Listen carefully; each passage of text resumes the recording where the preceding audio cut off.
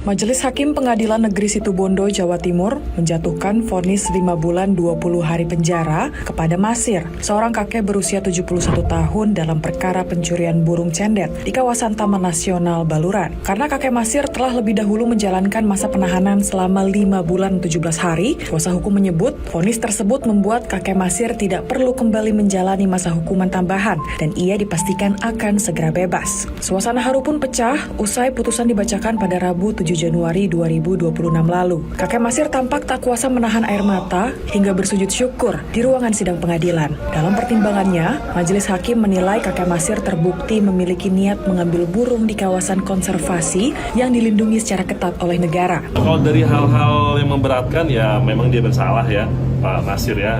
Hal-hal yang meringankannya yaitu karena dia terus terang di persidangan ya, udah gitu juga bersikap sopan dan juga beliau yang sudah lanjut usia dan juga merupakan tulang punggung keluarga dan juga beliau tidak pernah dihukum sebelumnya.